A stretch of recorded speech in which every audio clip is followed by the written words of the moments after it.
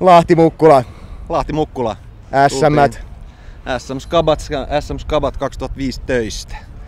Disc Golf Soul Week. Kyllä. Mikäs orkesteri te oikein ootte? Me ollaan kaveruksi Taurikolahdesta amatööripelaajia toistaiseksi määrittelemättömän ajan. Ja... Mitä? Pramatöörejä? Pro-amatöörejä? Niin, pramatöörejä. Pramatöörejä. Niin. Te kävitte touraamassa tuossa 16 päivää eri puolilla Suomeen.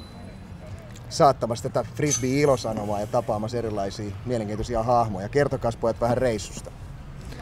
Mitäs?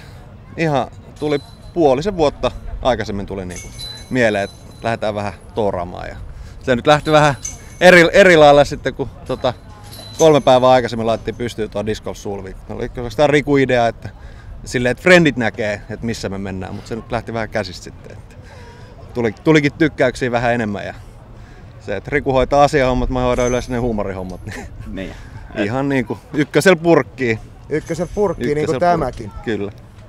No nyt joku semmonen, mikä voidaan jakaa täällä verkossa. Semmonen päräyttävä elämys ja kokemus siltä reissulta. Mikä oli kohokohta?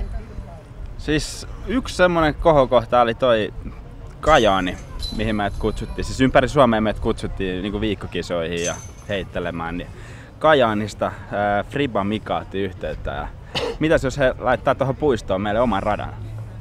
Ja ne rakensi meille sitten radan ja järjesti siihen pari golfkilpailut ja käytiin pelaamassa. Et se oli kans semmonen Friba Mikalle terveisiä, Kajaani. Mikalle terveisiä. Mikalle terveisiä. Se oli kyllä semmonen niinku, vähän kun tuli viesti meille, että mitä ihmettä, että mikä tää on ja no mennään sinne.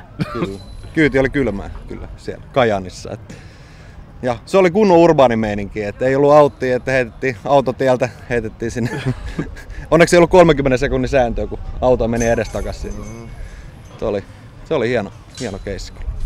Oli paljon hienoja. Siis meidät kutsuttiin, ei oikein yksi.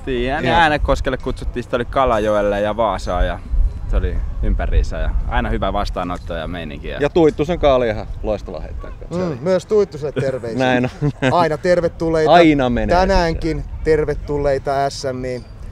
Nauttikaa auringonpaisteesta, nauttikaa kyllä hyvästä kisafiiliksistä ja jakakaa frisbeen positiivista ilosanomaa Disc Golf Soul Weekin somekanavien kautta.